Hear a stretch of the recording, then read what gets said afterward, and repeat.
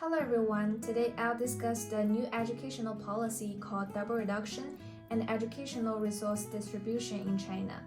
In July 2021, the China Ministry of Education issued a new policy called double reduction, aiming to ease homework and reduce after-school study hours, which aroused a heated discussion among people. According to a survey on Chinese primary and middle school students' pressure in 2019, besides learning from the school, about 70% of them take extra courses outside the school. In response to that, the State Council announced that all tutoring programs or institutions in China from teaching school-related curriculums will be banned. However, this action actually is very ineffective, and here are three major problems caused by this new educational policy. First, from the financial angle, the majority of the education companies face huge challenges, even a risk of bankruptcy, and many teachers in tutoring institutions lost their job or opportunities for extra income. As the Chinese tutoring industry grew rapidly in recent decades due to the large demand from people, this banning policy would drastically affect a blooming domestic business model, severely suppressing the education tutoring market. That will even hurt the national economy's performance. What's more, this new policy may lead to a more unequal education resource distributions. Focusing on the practical facts, competition still exists due to the limited position in grade schools. So while the government is taking actions, there is also an invisible trend that many parents are turning to more expensive private tutors. They hire tutors to teach in one-on-one mode at home. To see this trend from a more general level, it reveals a larger gap in educational resources between these wealthy families and middle or lower class families. In addition, as students no longer go to the tutoring institution on weekends, parents' workload will steeply increase as well. First, they still worry about children's study conditions, so some of them even take the initiative to learn knowledge on their own and then teach their children. Second, there are many parents saying in the interview that now their children are totally at leisure when weekends come, which they have to rack their brains to think of what activities or learning content they should take their children to do. Then, under this new policy, parents should spend more and more attention and time on children, especially at weekends, which may distract them from doing their own work.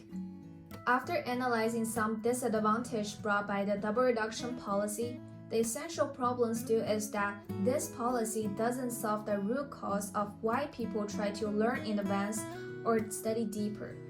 Instead of publishing direct policy with limitations, Chinese Ministry of Education needs to focus more on reforming the student assessing models, gradually changing people's subconscious ideas on education, and dealing with the way schools select students.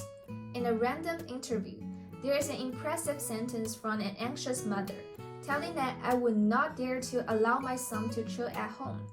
He's happy at the moment, but he will blame me for not taking him to tutoring when he grows up and fails the exam. In fact, here we should notice a big problem of unequal quota allocation, resulting in many students even can't enter high schools. And this is the exact point that China's Ministry of Education should pay more attention to. Based on the current educational environment in China and the root problem mentioned above, the traditional Chinese education system can be improved through several ways rather than the double reduction policy. First, online tutoring should be reserved, since this mode originally is a way to access a more equal education resource distribution among different regions.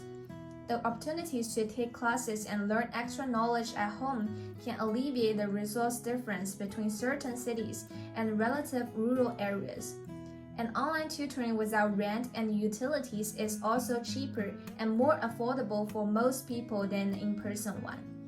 In this case, the government can take the initiative to gather a group of excellent teachers who are familiar with the online education to teach large classes for students. Second, Chinese people's subconsciousness on education should be partially changed, as they always consider getting a good score is the most important thing a student should do. However, what should be emphasized more is how they lead children to be a more comprehensive person with sound personalities. Under this situation, Chinese Ministry of Education needs to change the root cause of how schools select students.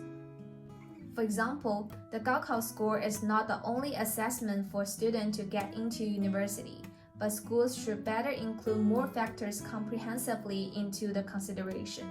As for the quota allocation, it is necessary to make a long-run plan on how to increase and also improve our education resources and facilities, such as establishing more high schools and offering more positions for students. So, in conclusion, this new policy of double reduction truly shows China government's active attitude towards child development, which is to alleviate stress both physically and financially. And taking action of banning tutoring can be seen as a step in the right direction to improve the previous educational model. However, it is not effective enough. Applying these kinds of policies is unlikely to drastically change the Chinese educational environment. But if the root problem, the way schools select students, can be reformed with the ministry further intervention, the whole Chinese education system will move further forward. Here are the sources that I collected and used in my presentation. Thank you so much for watching and listening.